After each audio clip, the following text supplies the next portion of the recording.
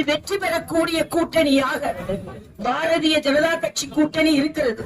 இன்று நான் சொல்கிறேன், அவர்களின் கூட்டணியில என்ன இருக்கு? ஒண்ணும் கிடையாது. வெறும் கை இருக்குது. வெறும் கையை வைத்து முழம் போட்டுக் கொண்டிருக்கிறார்கள். வெறும் பானை இருக்கிறது. ஆனால் எங்கள் கட்சியில் கூட்டணியில் நிச்சயமாக நாங்கள் அவர்களின் சூரிய ஒளி எந்த விதத்திலும் மக்களுக்கு பலன் தராமல் இருந்து கொண்டிருக்கிறது.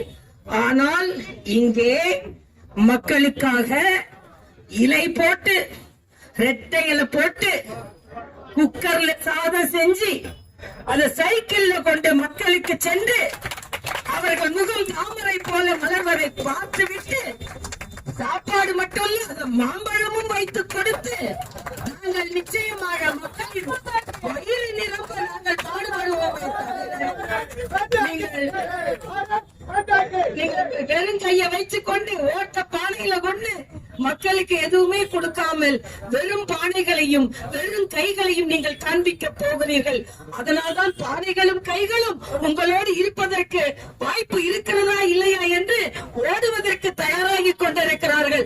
அவர்கள் ஓடுவதற்கு தயாராகி கொண்டிருக்கிறார்கள். மக்கள் எங்களுக்கு ஓட்டளிக்க தயாராகி கொண்டிருக்கிறார்கள் என்று சொல்லி உண்மையிலேயே எங்களை பார்த்து என்ன வேண்டுமானாலும் சொல்லலாம். நேற்று கூட என்ன கேட்டாங்க, உதயநிதி முரட்டு அடிமை என்று பொதுச் செயலாளர்களை பற்றி சொல்லி இருக்கிறார்கள் என்று. நான் சொன்னேன், நேற்று நீங்கள் பத்திரிகையில் பார்த்திருப்பீர்கள்.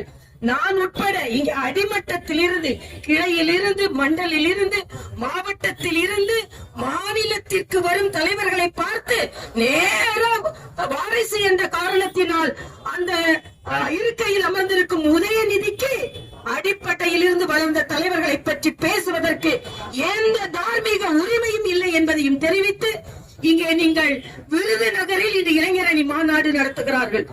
இதற்காகவாவது தமிழக மக்கள் அவர்களை தண்டிப்பார்கள், புறக்கணிப்பார்கள். ஏனென்றால் விருதுநகரில் ஒரு தலைவன் பிறந்து உணவோடு கல்வியும் கொடுத்த தலைவனை தோற்கடித்தவர்கள் அங்கே இளைஞரணி மாநாடு நடத்துகிறார்களாம்.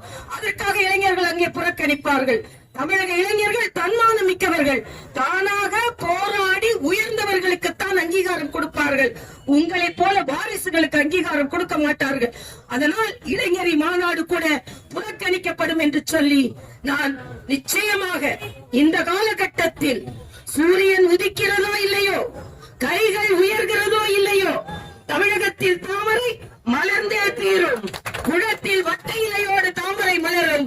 இங்கே இந்த ஆட்சியில் இரட்டை இலையோடு தாமரை மலரும் என்று சொல்லி மரியாதைக்குரிய அண்ணன் எடப்பாடியார் அவர்கள் முதலமைச்சர் ஆக்குவதை பார்த்து பார்த்து மகிழ்வதற்கு தேசிய ஜனநாயக கூட்டணி இருக்கிறது என்பதும் எங்களது தேர்தல் அறிக்கை தயாரித்து அதன் மூலம் தமிழக மக்களுக்கு எல்லாம் கிடைப்பதற்கு சொல்லிவிட்டு இன்று நான் ஏற்கனவே சொல்லி இருக்கிறேன். தமிழுக்கு அநீதி இழைக்கிறார்கள் என்று சொல்லிக் கொண்டிருக்கிறார்கள். இன்று தமிழுக்கு மகுடம் சூட்டிக் கொண்டிருப்பது தேசிய ஜனநாயக கூட்டணி. செங்கோலை பாராளுமன்றத்தில் வைக்கும் பொழுது பரிகசித்தார்கள், புறக்கணித்தார்கள். ஆனால் அதே செங்கோலை மரியாதைக்குரிய பாரத பிரதமரை கூப்பிட்டு இங்கே நாம் ஆட்சி அமைக்கும் பொழுது செங்கோலை இங்கே சட்டமன்றத்தில் வைப்பதற்கு நாம் எல்லாம் இணைந்து முயற்சி செய்வோம் என்று கூறி உங்களுக்கு நல்ல வாய்ப்பு அளித்ததற்கு மட்டுமல்லாமல் மக்களிடமிருந்து மக்களுக்காக இந்த குறிப்புகளையும் அறிக்கைகளையும் வாங்கி ஒரு பிரம்மாண்டமான அறிக்கை இங்கே ஸ்ரீதர் பேசும்போது சொன்னார். எந்த அளவிற்கு திமுகவின் அறிக்கை புறக்கணிக்கப்பட்டிருக்கிறது, மறக்க பிடிக்கப்பட்டிருக்கிறது என்று சகோதரி கனிமொழிட்ட கேட்கிறாங்க, உங்க தேர்தல் அறிக்கை எப்படி இருக்கும் என்று. எங்கள் தேர்தல் அறிக்கை கதாநாயகியாக இருக்கும் என்று சொல்கிறார். என்னிடம் கேட்கிறார்கள், உங்க தேர்தல் அறிக்கை எப்படி இருக்கும் என்று. எங்கள் தேர்தல் அறிக்கை அம்மாவாக இருக்கும் என்று சொன்னேன். கதாநாயகி ஜெயிக்கிறார்களா, அம்மா ஜெயிக்கிறார்களா என்று நாமும் பார்த்து விடுவோம். அதனால் அம்மா தான் பார்த்து பார்த்து பார்த்து மக்களுக்கானதை செய்து கொடுப்பார்கள்.